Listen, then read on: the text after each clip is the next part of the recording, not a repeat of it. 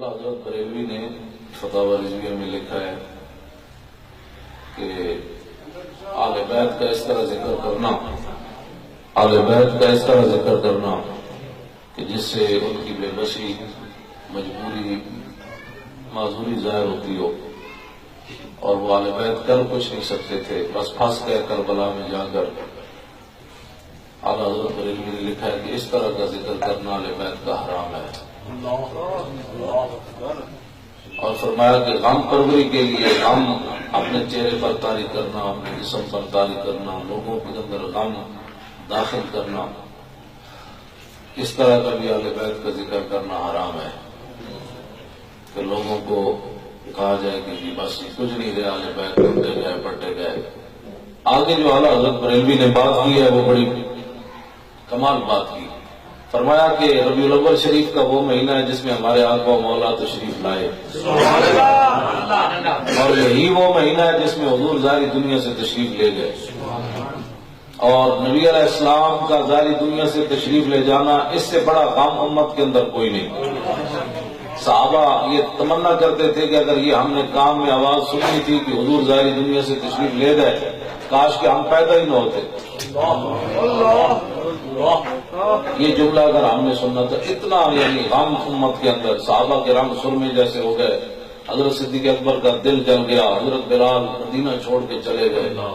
ایک صحابی نے کہا یا اللہ مجھے نابینا کر دے، اب میں اور کسی کا چہرہ نہ دیکھوں جو میں نے آنکھوں سے حضور کا چہرہ دیکھا۔ یہ ساری باتیں حدیث کے اندر موجود ہیں۔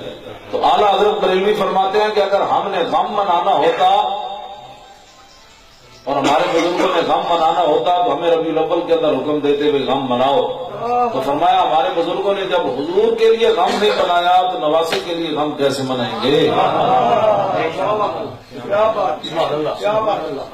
فرمایا اس موقع پر بھی ہمارے بزرگوں نے فرمایا عید مناؤ، غم نہیں منانا، عید میلاد النبی مناتے۔ اس واسطے میں کوئی ایسی تقریر آپ کو سنانا نہیں چاہتا جس سے آپ بھی روتے ہوئے اس گھر سے نکلے تو میں بھی روتا ہوا جاؤں۔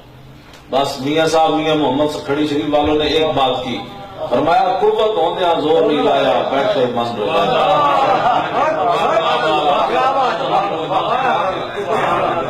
ہم اہل بیت کا اس طرح ذکر کرتے ہیں، قوت ہوندیاں زور نہیں لایا، بیٹھے من رضائی، دنیا اتو پیاسے گئے دین دنیا دے سائیں۔ اعلیٰ حضرت بریلوی نے ہمیں، کیونکہ میں ساتھ کتاب لائے ہوں گے یہ بھی سمجھے میں مولانا صاحب ایسے اپنی طرف سے بات کر رہے ہیں۔ اعلیٰ حضرت بریلوی جب سانو دس دیتا ہے ہاں اس تو بعد کوئی مطلب اپنے کو گل کرے۔ صدیاں بعد مجددہ انتسانی قلعہ گوالیار جہانگیر نے بند کر دیتا، وہی دیوار ہے تو لے کے اس دیوار تک پہنچی، اتنی موٹی دیوار ہے، جہانگیر نے بند کر دیتا تو مجدد صاحب حضور کی اولاد جو نہیں 1000 سال تو بعد ہوئے حضرت عمر کی اولاد جو فاروقی اور نسل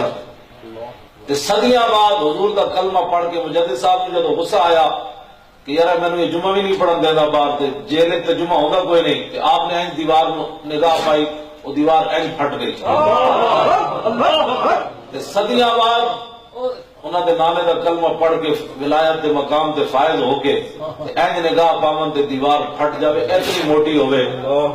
جنہاں حضور دے کندھیاں تے کھیلیا